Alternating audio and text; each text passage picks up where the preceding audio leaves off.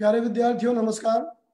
मैं प्रभु दयाल हंस, प्रवक्ता हिंदी, राजकीय वरिष्ठ माध्यमिक विद्यालय होडल, जिला पलवल से आप सभी का अपने इस हिंदी संक्रांति पेज पर हार्दिक स्वागत करता हूं। प्यारे विद्यार्थियों, आज हम लेकर के आए हैं कक्षा 12वीं हिंदी की पाठ्यपुस्तक आरोह भाग 2 से कैमरे में बंद अपाहिज, जिस कविता को लिखा है रघुवीर सहाय जी ने। नागर चेतना के बड़े प्रसिद्ध कवि रघुवीर सहाय जी। अब सबसे पहले तो हम बात करें कि इस कविता में असलियत में है क्या। उसका सरलार्थ करने से पहले उसकी पृष्ठभूमि की बात करें तो ज्यादा बेहतर होगा। तो हम जान लेते हैं रघुवीर सहाय जी इस कविता में क्या कहना चाहते हैं, उनका उद्देश्य क्या है, किस लिए उन्होंने कविता लिखी। तो हमारे आसपास आप लोगों ने देखा होगा कितने ही लोग ऐसे होते हैं जिन्हें उनकी गरीबी के कारण उनका मजाक बनाया जाता है। उनके आगे तो इस तरह का भाव दर्शाया जाता है जैसे हम उनसे बड़ी सहानुभूति रखते हैं, और असलियत में ऐसा होता नहीं। हम उनकी बेचारगी को, उनके अपाहिजपन को अपने स्वार्थ का सौदा बना लेते हैं। सबसे पहले तो मैं रघुवीर सहाय जी के बारे में एक छोटी सी जानकारी दे दूं। इनका जन्म सन 1929 में लखनऊ उत्तर प्रदेश में हुआ। इनकी जो प्रमुख रचनाएं रही हैं वे सीढ़ियों पर धूप में, आत्महत्या के विरुद्ध, हंसो हंसो जल्दी हंसो, और इन्होंने ऑल इंडिया रेडियो में पत्रकारिता की, कल्पना पत्रिका में रहे, भारत टाइम्स में जुड़े रहे, दिनमान से जुड़े रहे। दूसरा सप्तक जो अज्ञे जी द्वारा संपादित था 1951 में, उसमें पहली बार इनकी रचनाएं सामने आई। साहित्य अकादमी का पुरस्कार, और साहित्य के लिए तो बड़े पुरस्कारों में से गिना जाता है साहित्य अकादमी, वो इन्हें मिला। 1990 में दिल्ली में इनकी मृत्यु हुई। इस कविता को जिसे आज हम पढ़ने जा रहे हैं, इस कविता के बारे में मैं बता दूं, ये लोग भूल गए हैं, इनका एक काव्य संग्रह है, उसमें से ली गई है।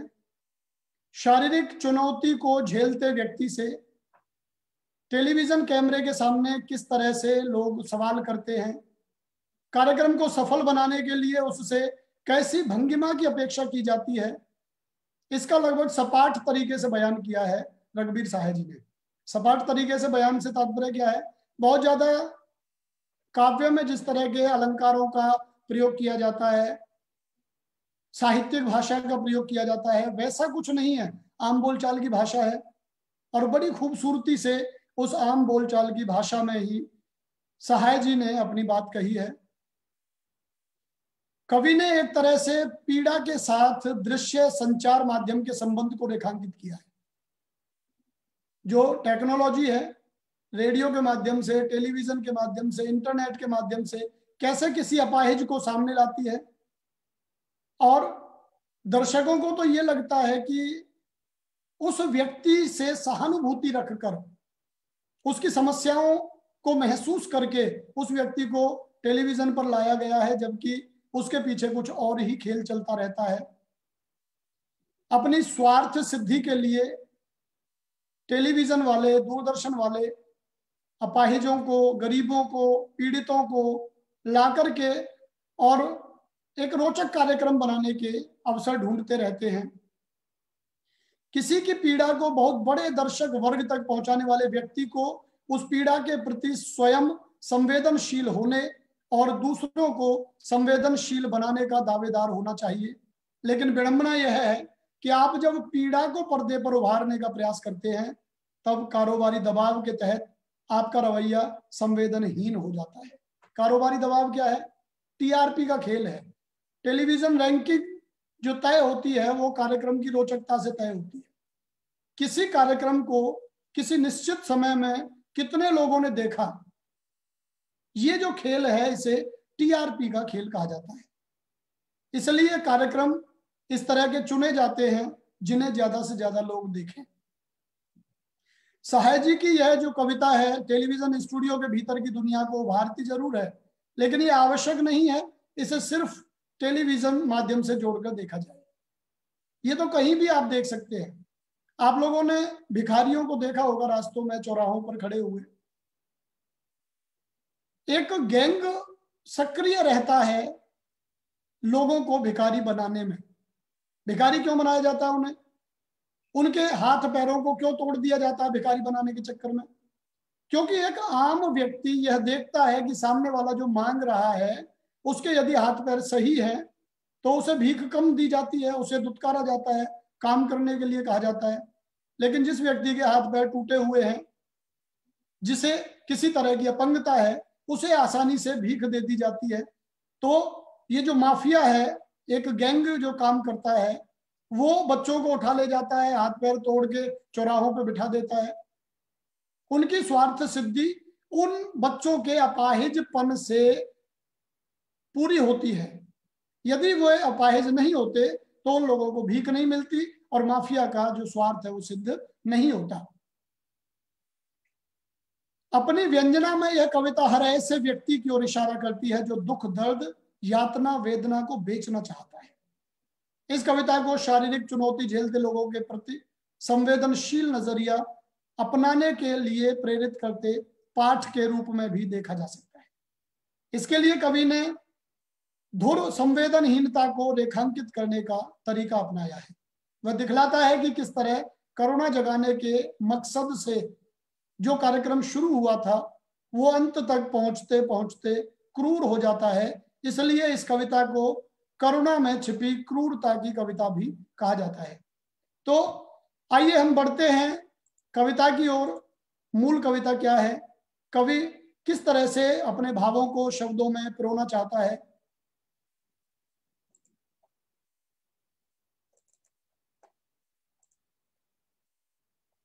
तो ये हम प्रस्तुत कर रहे हैं मूल कविता।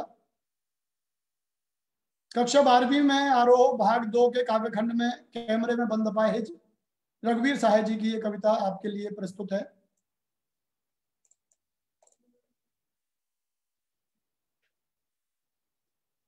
हम दूरदर्शन पर बोलेंगे,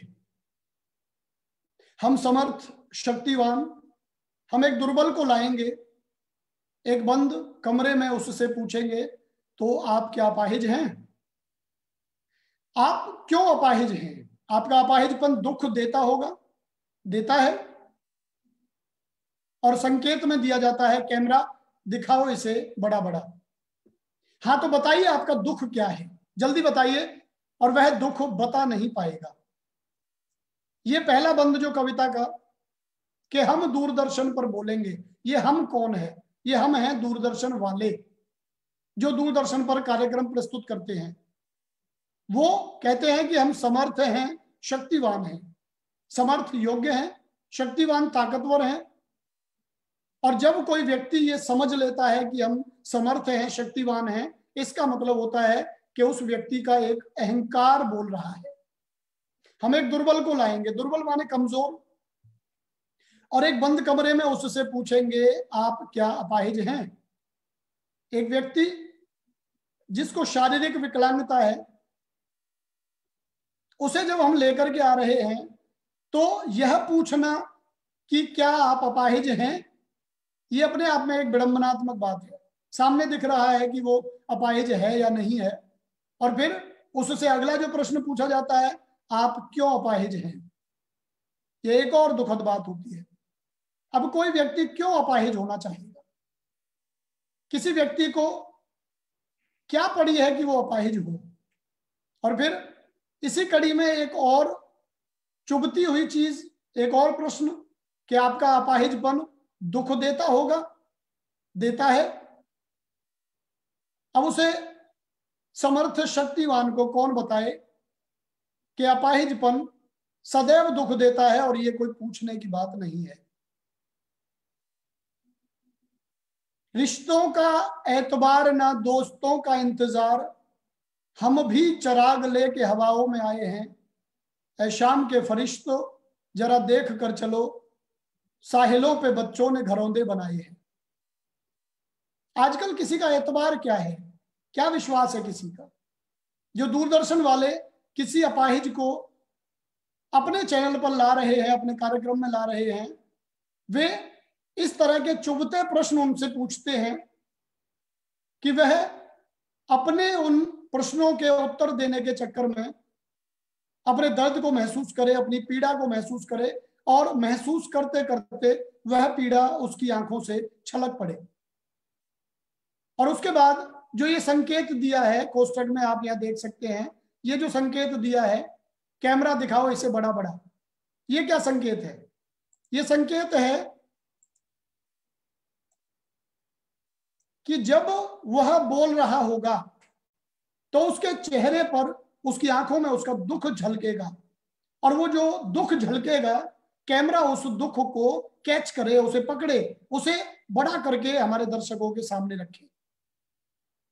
हाँ, तो बताइए आपका दुख क्या है, जल्दी बताइए। वह दुख बता नहीं पाएगा, और उसके बाद फिर उस पर दबाव दिया जाता है कि आप बताइए आपको क्या दुख है, क्या महसूस करते हैं आप अपाहिज हैं तो सामान्य जीवन से आपके जीवन में क्या संकट है। वह जो प्रस्तोता है, जो ये प्रश्न रख रहा है, वो इतना दबाव उस अपाहिज पर बनाएगा कि धीरे धीरे धीरे धीरे वह अपाहिज अपनी पीड़ा महसूस करेगा और उसकी आंखें छलकने लगेंगी, और यही वह एंकर चाहता है। अगले बंद की ओर चलते हैं।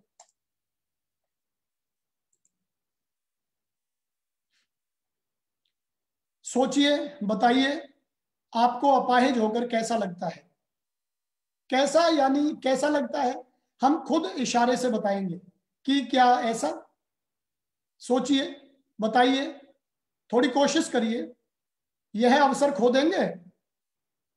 आप जानते हैं कि कार्यक्रम रोचक बनाने के वास्ते हम पूछ पूछ कर उसको रुला देंगे। इंतजार करते हैं आप भी उसके रो पड़ने का, करते हैं? यह प्रश्न पूछा नहीं जाएगा।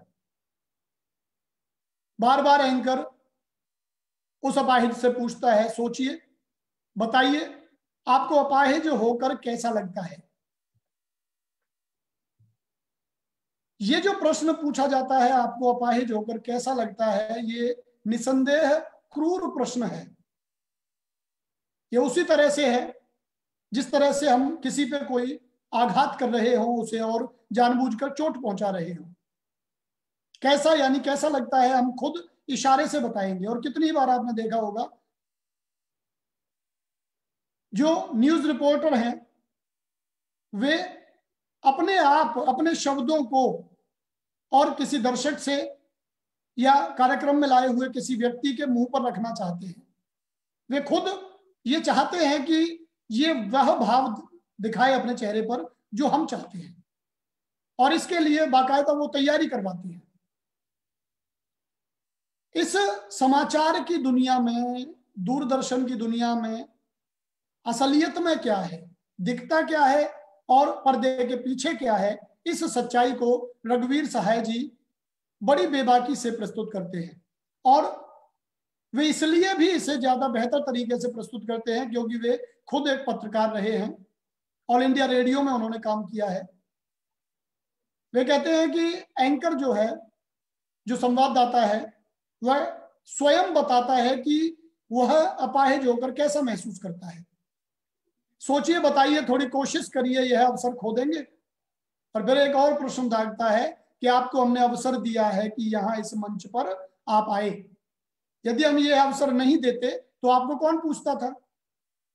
सारे देश में आप जैसे लोग, कितने लोग डोलते हैं, कितने लोग घूमते हैं, कौन पूछता है, कौन उन्हें इस मंच पर लेकर के आता है। ये जो अवसर आपको मिला है, इसे गंवाने की आवश्यकता नहीं है। आप से जो पूछा जा रहा है उस प्रश्न का आपको उत्तर देना है। आप बताइए कि आपको एक अपाहिज होकर कैसा लगता है। और प्यारे दर्शकों, आप जानते हैं कि कार्यक्रम रोचक बनाने के वास्ते हम पूछ पूछ कर उसको रुला देंगे। अब ये बात दर्शकों से कही नहीं जाएगी, लेकिन वो सोच रहे हैं। जो समर्थ हैं, शक्तिवान हैं, उन्होंने पहले ही सारी रूपरेखा बना रखी है कि किसको क्या कहना है, क्या कहा जाना है। वो कहते हैं कि दर्शक भी ये जानते हैं कार्यक्रम रोचक बनाने के लिए यदि ये अपाहिज ये विकलांग, ये दिव्यांग यदि रोने लगेगा तो निसंदेह कार्यक्रम सफल हो जाएगा। और इसलिए जब भी कोई कार्यक्रम होता है, हम भी रेडियो टेलीविजन पे जो कार्यक्रम है सुनते हैं, देखते हैं। जब टेलीविजन पर देखते हैं, दृश्य माध्यम से हम कार्यक्रम देखते हैं और इस तरह का भावुक कार्यक्रम कोई होता है, तो हम भी लोगों की आंखों में झांक झांक कर निकलने वाले आंसुओं को ढूंढते हैं। उन्हें, एक दर्शक को पता होता है कि अब यह रोने वाला है और वह उनकी आंखों में झांकने लगता है।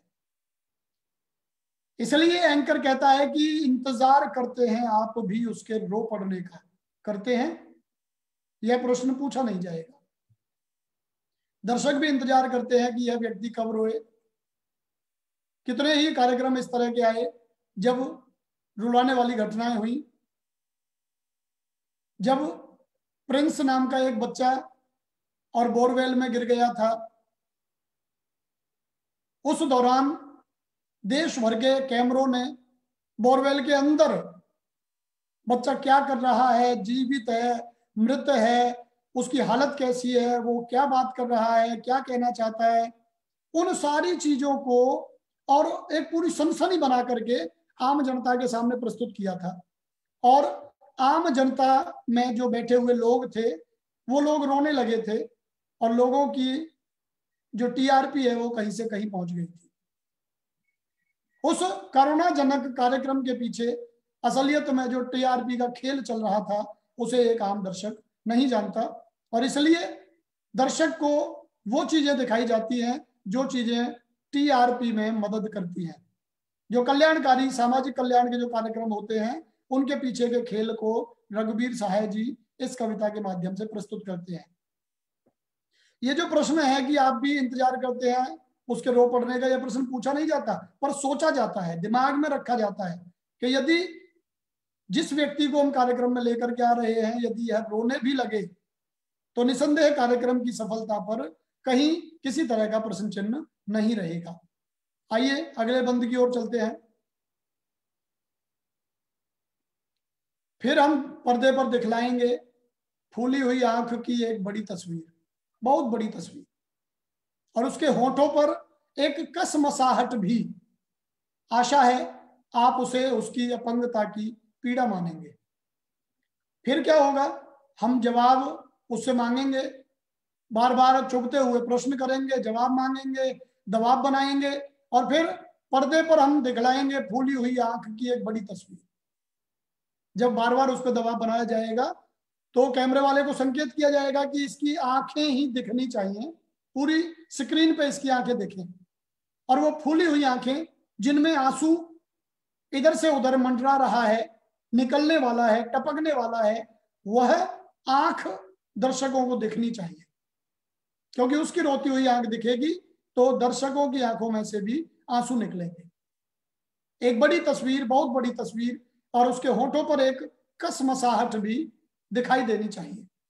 और आशा है आप यानी दर्शक उसे उसकी अपंगता की पीड़ा मानेंगे। वह अपंग था, अपंग है, और उसकी अपंगता उसे पीड़ा दे रही है, लेकिन जब वह कार्यक्रम में आया तब वह पीड़ा उसके चेहरे पर नहीं थी। उस एंकर ने, रिपोर्टर ने ऐसे ऐसे प्रश्न उससे पूछे कि वह पीड़ा उसके चेहरे पे झलक आई, और उस पीड़ा को दर्शकों तक पहुंचाने का कार्य रिपोर्टर अपनी सफलता समझता है। एक और कोशिश, अब तक तो ऐसा हुआ नहीं, उसकी आंखों में आंसू नहीं आया, दर्शक भी इंतजार कर रहे हैं, एंकर भी इंतजार कर रहा है कि किसी तरह से ये रोए। अब वो अंतिम कोशिश करता है, एक और कोशिश। दर्शक धीरज रखिए, देखिए हमें दोनों एक संग रुलानी है। एक अंतिम कोशिश वो करके देखते हैं और यहां उनका उद्देश्य निकल आता है। क्या उद्देश्य है? कि हमें दोनों एक संग रुलाने हैं, एक साथ। जैसे ही अपाहिज की आंखों में आंसू आए, उसके साथ ही सामने बैठे हुए दर्शक की आंखों में भी आंसू छलकने चाहिए। यही कार्यक्रम की सफलता है। आप और वह दोनों, कैमरा बस करो, नहीं हुआ रहने दो, पर्दे पर वक्त की कीमत है। और जब वे अपने उद्देश्य में सफल नहीं हो पाते, यानी उद्देश्य क्या है, दोनों को एक संग रुलाना है, लेकिन जब वो सफल नहीं हो पाते तो कैमरे को बंद करवा देते हैं कि बस करो, नहीं हुआ रहने दो। पर्दे पर वक्त की कीमत है। पर्दे को, दूरदर्शन को उस अपाहिज से कुछ लेना देना नहीं है। उसे लेना देना किससे है? उस समय से, जो समय वहां व्यतीत हुआ, उस समय को, उस कार्यक्रम को कितने लोगों ने देखा, कितने लोग उस अपाहिज की पीड़ा को अपने मन में महसूस करते हैं, बस यही उनका खेल है। पर्दे पर वक्त की कीमत है। आधे घंटे का वक्त यदि मिला है किसी कार्यक्रम को, तो उसकी कीमत कितने में होगी, वह कितने कमा करके देगा, उससे टीआरपी कितनी बढ़ेगी, ये सब खेल है। और यदि वे अपने उद्देश्य में सफल नहीं हो पा रहे हैं तो उनके लिए ना कोई अपाहिज मायने रखता है, ना कोई पीड़ित मायने रखता है, उनके लिए कोई मायने नहीं रखता। उनके लिए पर्दे पर वक्त की कीमत मायने रखती है। अब मुस्कुराएंगे हम। आप देख रहे थे सामाजिक उद्देश्य से युक्त कार्यक्रम, बस थोड़ी ही कसर रह गई। धन्यवाद। और उसके बाद मुस्कुराने का समय है। क्यों है मुस्कुराने का समय? क्योंकि पर्दे पर जो उन्हें समय मिला था वह समय उन्होंने व्यतीत किया। उद्देश्य जो लेकर चले वो भले ही पूरा नहीं हो पाया, लेकिन फिर भी अपने वक्त की कीमत तो उन्होंने निकाल ली। अंत में उनका जो ये कहना होता है, आप देख रहे थे सामाजिक उद्देश्य से युक्त कार्यक्रम, बस थोड़ी ही कसर रह गई, नहीं तो सामाजिक उद्देश्य से युक्त कार्यक्रम सफल हो जाना था। क्या कसर रह गई? कसर रह गई कि अपाहिज और दर्शक दोनों एक साथ नहीं रोए। यदि वे रो लेते तो सामाजिक उद्देश्य पूर्ण हो जाता। ये एक बड़ी चुटीली कविता, एक ऐसी कविता जो व्यक्ति के मर्म पर चोट करती है। एक ऐसी कविता जो ये दर्शाती है कि समाज दोहरे मापदंड रखता है। दूरदर्शन या इस तरह की, केवल दूरदर्शन की बात नहीं है, दूरदर्शन को तो एक उदाहरण के रूप में लिया गया है। आमतौर पर हम और आप भी, हमारे आगे एक अपाहिज है। अच्छा, एक आप देखिए, अखबारों को याद करिए। अखबारों में आपने कई खबरें इस तरह की देखी होंगी, जैसे पेड़ लगाओ। कई बार खबरें आती हैं कि वृक्षारोपण का कार्यक्रम विद्यालय में संपन्न हुआ, या फलानी संस्था में संपन्न हुआ, या इधर उधर संपन्न हुआ। उसमें क्या होता है? पेड़ होता है एक, और उस पे 10 आदमी खड़े होकर के फोटो करवाते हैं। पेड़ एक है, आदमी 10 हैं, 10 ने उस एक पेड़ को लगाया होगा। उस पेड़ पर कितना बड़ा एहसान है। और बहुत बार विडंबना तो ये कि वो पेड़ भी पहले से ही लगा हुआ हो, तब तो और कोड़ में खाज वाली स्थिति। कई बार आपने देखा होगा बहुत सारी संस्थाएं गरीबों को दान देती हैं, अपाहिजों को बहुत सारी मदद करती हैं। उसमें भी क्या होता है? करने वाला कौन, देने वाला कौन, और श्रेय लेने वाले कौन, फोटो करवाने वाले कौन? तो ये केवल दूरदर्शन का मामला नहीं है, मामला है हमारे दोहरे मानदंड का। हम दिखने में कुछ हैं और करने में कुछ हैं। हमारी जो कथनी करनी का ये अंतर है, वही अंतर यहां इस कविता के माध्यम से उसकी ओर संकेत किया गया है। दूरदर्शन में किन्हीं और कार्यक्रमों में किस तरह से लोग अपाहिजों को अपनी स्वार्थ सिद्धि के लिए लाते हैं, पीड़ितों को अपनी स्वार्थ सिद्धि के लिए लाते हैं, बस उसी चीज पर यह कविता रखी गई है। रघुवीर सहाय जी ने बड़े ही व्यंग्यपूर्ण अंदाज में यहाँ ये कविता प्रस्तुत की है। आम बोलचाल की भाषा में एक बड़ी प्रभावपूर्ण कविता है, कैमरे में बंद अपाहिज। तो आइए अब बढ़ते हैं हम महत्वपूर्ण प्रश्नों की ओर। महत्वपूर्ण प्रश्नों में सबसे पहला प्रश्न, और ये वो प्रश्न है जो पिछले वर्षों में जो प्रश्न पत्र आए बोर्ड की परीक्षाओं में, उनमें से ये प्रश्न चुने गए हैं। पहला प्रश्न है, कार्यक्रम कैसा होना चाहिए? कविता आप पढ़ चुके हैं और अब उस कविता के आधार पे अपने आप ही आपको प्रश्नों के उत्तर देने हैं। कार्यक्रम कैसा होना चाहिए? कैमरे में बंद अपाहिज पाठ के आधार पर बताइए। 2020 में ए कोड में यह प्रश्न आया था, बिल्कुल पिछले वर्ष की बात है। तो कार्यक्रम कैसा होना चाहिए, 4 ऑप्शन आपके सामने है, आप अपने कमेंट बॉक्स में लिख सकते हैं। आपकी तरफ से ABCD ऐसे करके आप उत्तर दे सकते हैं, आपको पूरा लिखने की भी जरूरत नहीं है। जितने भी विद्यार्थी जुड़े हुए हैं उन सभी से आग्रह करूंगा कि वे इस प्रश्न का उत्तर अपने कमेंट बॉक्स में दें। पहला ऑप्शन है अद्भुत, दूसरा दिव्य, तीसरा रोचक और चौथा है अलौकिक। चलिए अभी मैं इसका उत्तर नहीं देता हूं, दूसरे प्रश्न की ओर बढ़ते हैं। प्रश्न 2, कैमरे में बंद अपाहिज कविता में दूरदर्शन कर्मियों की किस मनोवृत्ति को दर्शाया गया है। कैमरे में बंद अपाहिज कविता में दूरदर्शन कर्मियों की किस मनोवृत्ति को, मनोवृत्ति मतलब मानसिकता को दर्शाया गया है। यह आया 2020 में बी कोड में। ऑप्शन है ए संवेदनशीलता, बी संवेदनहीनता, सी दुर्बलता, डी करुणा। अब उनकी ये कौन सी मनोवृत्ति है, ये 2 प्रश्न हो गए। आप ABCD करके अपने कमेंट बॉक्स में लिखिए, आप पहले प्रश्न का क्या उत्तर देना चाहते हैं और दूसरे का क्या देना चाहते हैं। आपने लिख दिया होगा, मैं बताता हूं। कार्यक्रम कैसा होना चाहिए, कैमरे में बंद अपाहिज पाठ के आधार पर हमें यह बताना है। हम कविता पढ़ चुके हैं, कैसा होना चाहिए कार्यक्रम, अद्भुत, दिव्य, रोचक, अलौकिक। तो इसका सही उत्तर है रोचक। कार्यक्रम रोचक होगा तो क्या होगा, रोचक होगा तो दर्शक उससे जुड़ेंगे, और दर्शक जुड़ेंगे तो किसी भी कार्यक्रम की जो TRP है वो ऊंची जाएगी, और ऊंची जाएगी तो उससे कमाई होगी, उनमें विज्ञापन आएंगे, दुनिया भर का करोड़ों अरबों रुपए का खेल होगा। इसलिए कार्यक्रम कैसा होना चाहिए, कार्यक्रम रोचक होना चाहिए। दूसरा प्रश्न देखें। अब जिन बच्चों का सी ऑप्शन जिन्होंने डाला कमेंट बॉक्स में वो बिल्कुल सही है, कार्यक्रम रोचक होना चाहिए। प्रश्न 2, कैमरे में बंद अपाहिज कविता में दूरदर्शन कर्मियों की किस मनोवृत्ति को दर्शाया गया है। तो पहला है संवेदनशीलता, दूसरा संवेदनहीनता, तीसरा दुर्बलता और चौथा है करुणा। अब आपने जो उत्तर दिया है सही अपना मिलान कर लें। इसका सही उत्तर है सी बी, दूसरा संवेदनहीनता। दूरदर्शन कर्मी संवेदनहीन हैं, उनको किसी से कोई लेना देना नहीं है, वे केवल अपनी TRP के खेल में लगे हुए हैं। उन्हें केवल उस अपाहिज के माध्यम से अपने चैनल को लोकप्रिय बनाना है, बस इसी खेल में वो लगे हुए हैं, और इस वजह से उनकी जो मानसिकता है वो संवेदनहीनता की मानसिकता है।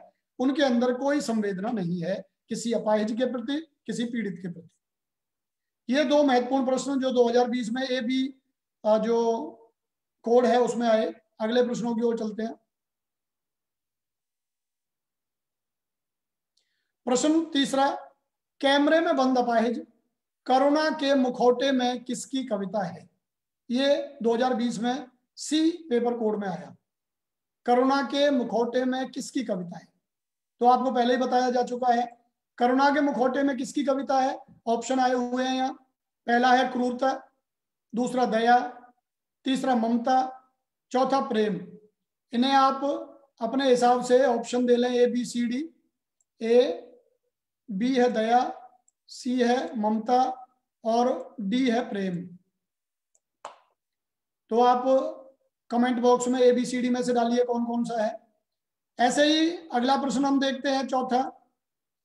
पर्दे पर दिखाई गई तस्वीर के ओठों पर क्या थी।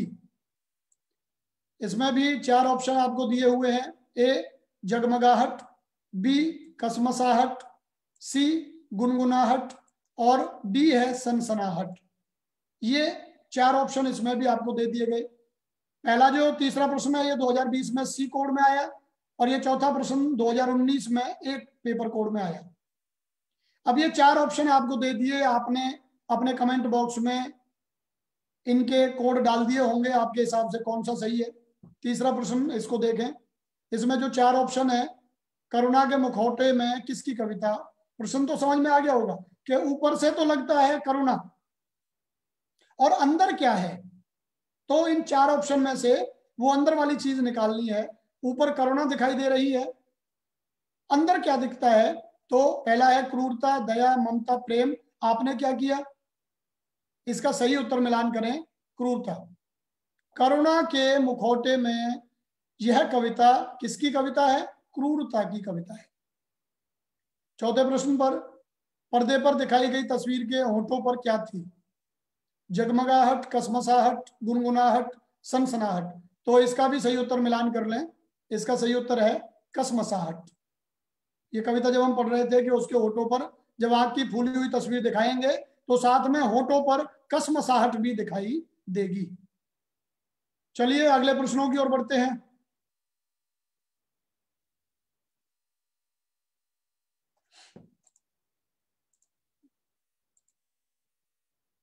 महत्वपूर्ण प्रश्नों में पांचवा प्रश्न देखिए, दूरदर्शन पर कार्यक्रम कैसा बनाया जाता है।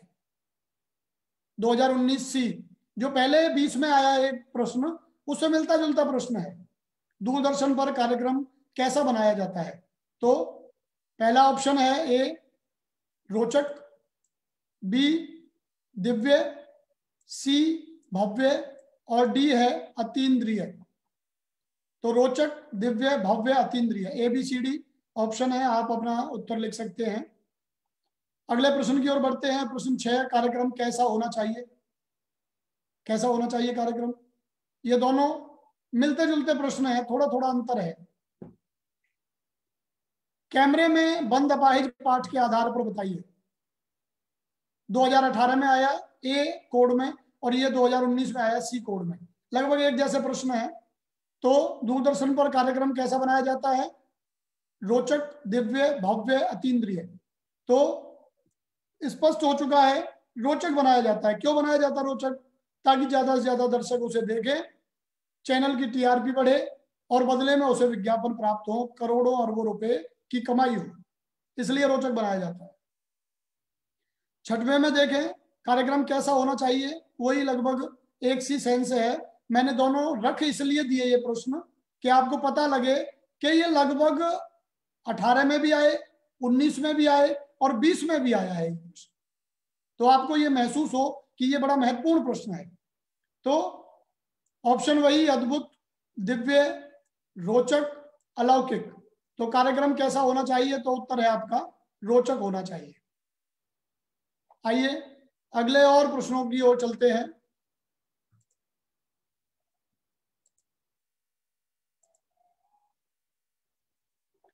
प्रश्न 7वां, कैमरे में बंद अपाहिज कविता में किस पर व्यंग्य किया गया है। यह अन्य महत्वपूर्ण प्रश्न है। कैमरे में बंद अपाहिज कविता में किस पर व्यंग्य किया गया है। अब आप बताइए, ऑप्शन देखें, व्यवस्था पर, दूरदर्शन वालों पर, दर्शकों पर, या इनमें से कोई नहीं। उत्तर अपना कमेंट बॉक्स में लिखें। 8वें प्रश्न की ओर बढ़ते हैं। कैमरे में बंद अपाहिज कविता में कैमरा एक साथ क्या दिखाना चाहता है। कैमरे, अभी ये बात आई थी, कैमरे को दोनों एक साथ दिखानी है, दो चीजें, क्या, नए और पुराने कार्यक्रम, दर्शक और अपाहिज को रोते हुए, सामान्य व्यक्ति की दुर्दशा और खुशी, समाचार और खेल। तो 7वें और 8वें प्रश्न के लिए आप कमेंट करिए, आपके हिसाब से ABCD में से कौन सा सही है। और यदि आपने कर दिया है तो मैं सही उत्तर बता देता हूं, आप मिलान करिए। कैमरे में बंद अपाहिज कविता में किस पर व्यंग्य है, तो इसका सही उत्तर है दूरदर्शन वालों पर व्यंग्य। दूरदर्शन वालों पर क्यों, क्योंकि दूरदर्शन वाले करते कुछ हैं और कहते कुछ हैं। करुणा दिखाते हैं लेकिन असलियत में उसमें क्रूरता छिपी हुई होती है, उनकी निर्दयता छिपी हुई होती है। तो बी ऑप्शन जिन्होंने लिखा वो सही है। प्रश्न 8, कैमरे में बंद अपाहिज कविता में कैमरा एक साथ क्या दिखाना चाहता है, तो इसका उत्तर है बी, दर्शक और अपाहिज को रोते हुए। दोनों सही है, इसमें भी बी है और इसमें भी बी है। दर्शक और अपाहिज दोनों यदि रोते हुए दिखते हैं तो कैमरे का उद्देश्य सफल होता है, कार्यक्रम का उद्देश्य सफल होता है। इसलिए कैमरामैन या एंकर या चैनल चाहता क्या है कि कैमरा एक साथ दर्शक को और अपाहिज को रोते हुए दिखाए। चलिए आगे चलते हैं।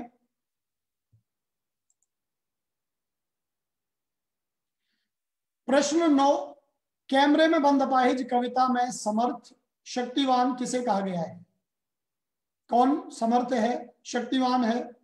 ए अपाहिज को, बी कैमरामैन को, सी दूरदर्शन वालों को, डी निर्देशक को। तो इन चार ऑप्शन में से आपको क्या लगता है कि समर्थ और शक्तिवान किसे कहा गया है? आप अपना ऑप्शन कमेंट बॉक्स में लिखिए। ए बी सी डी में से आपके लिहाज से कौन सा सही है? यदि आपने लिख दिया है तो मैं बताता हूं।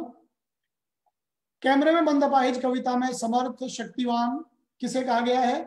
उसका सही उत्तर है सी दूरदर्शन वालों को।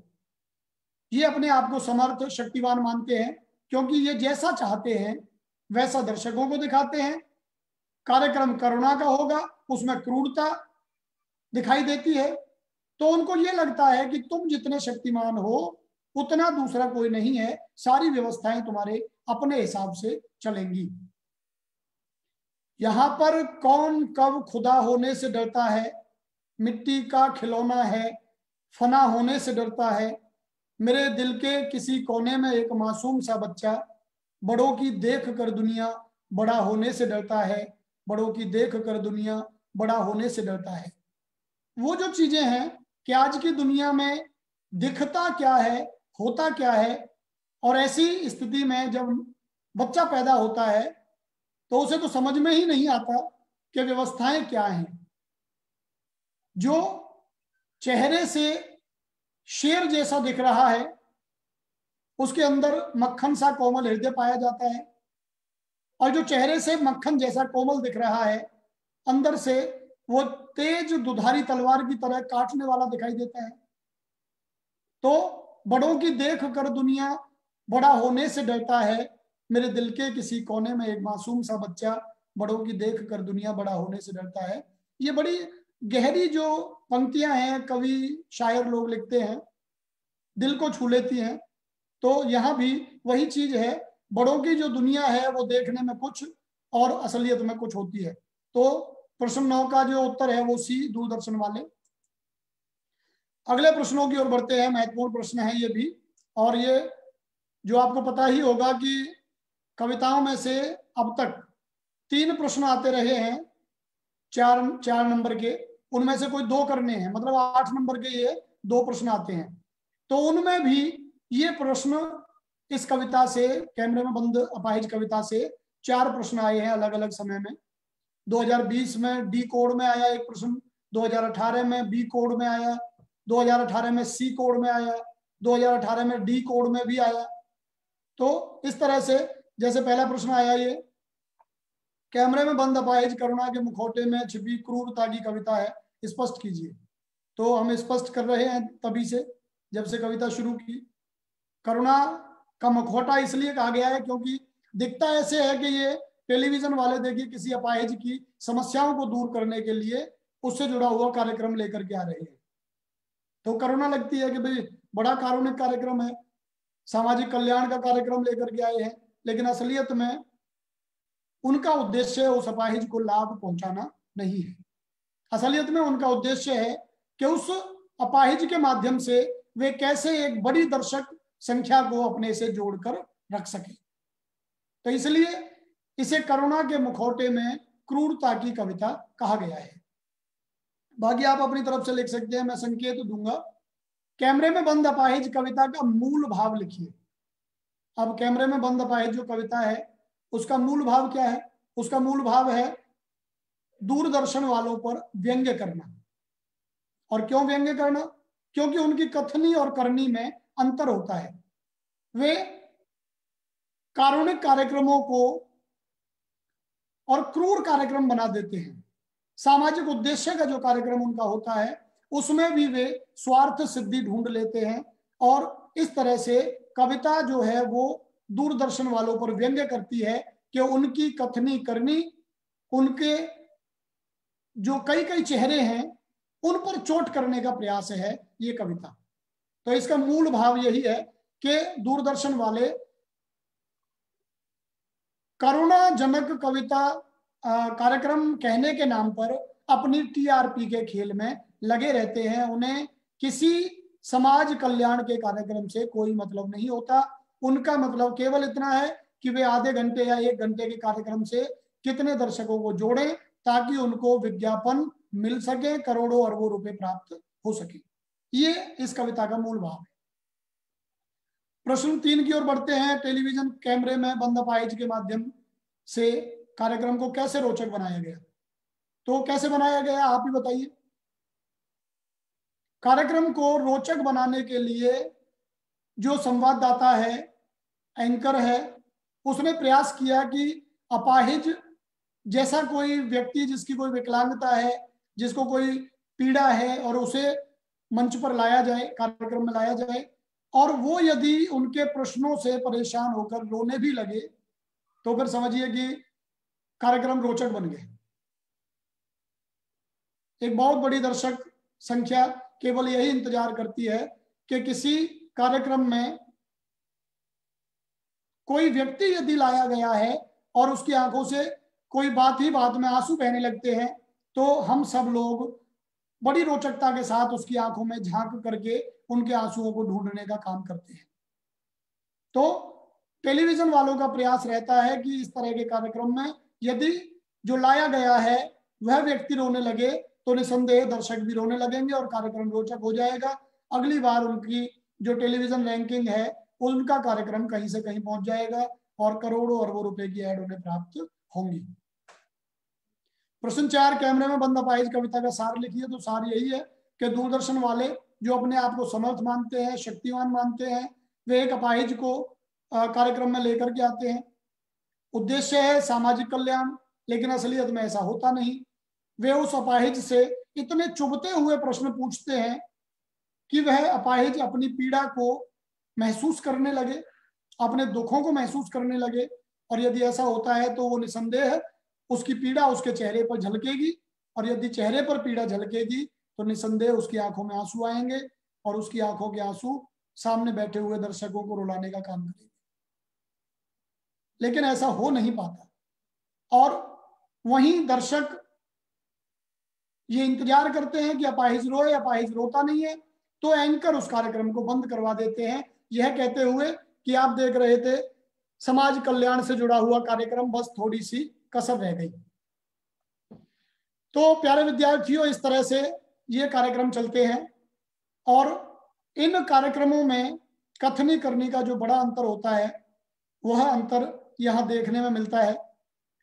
रघुवीर सहाय जी की एक बड़ी विशेषता ये रही है, उन्होंने गांवों पे, प्रकृति पे, इन पे कविताएं नहीं लिखी। उन्हें नागर चेतना का कवि कहा जाता है। नागर चेतना माने नगर की जो समस्याएं हैं उन समस्याओं को उन्होंने अपनी कविता का विषय बनाया है। ये उनकी बड़ी विशेषता है और यही कारण है कि महानगरीय व्यक्ति हो या सामान्य नगरीय व्यक्ति हो, वह कैसे अपना जीवन यापन करता है, रोजमर्रा की जिंदगी में किस तरह की चीजें उसे देखने में आती हैं, कौन कौन सी समस्याएं वो झेलता है। तो रघुवीर सहाय जी की कविताओं में नगरीय व्यक्ति का जिक्र किया जाता है और ये कविता भी उसी शैली की कविता है। तो प्यारे विद्यार्थियों, मैं आपका, आपके शिक्षकों का हार्दिक आभार व्यक्त करना चाहूंगा कि आप लोग लगातार हमें फेसबुक लाइव के हिंदी संक्रांति पेज पर हमें देखते हैं। हम जो प्रयास कर रहे हैं उस प्रयास को सराहते हैं। इसी तरह से लगातार हम लोग आते रहेंगे और आप लोगों से एक आग्रह अवश्य करूंगा कि जैसे अभी ये क्लास खत्म हो रही है तो प्रयास करें जो प्रश्न मैंने इसमें रखे हैं उन प्रश्नों को एक बार दोहराएं, ताकि इनमें से कोई प्रश्न आता है तो आप उसे गलत ना करें। आपको ये बता ही दिया गया है कि 80 अंक की जो परीक्षा आपकी होगी हिंदी की 12वीं की, उसमें से 40 जो प्रश्न हैं वो वस्तुनिष्ठ होंगे और इसलिए इन प्रश्नों का महत्व बहुत बढ़ जाता है। तो पुनः आपका सभी का हार्दिक आभार व्यक्त करते हुए मैं अपनी वाणी को विराम देता हूं। आप सभी का धन्यवाद।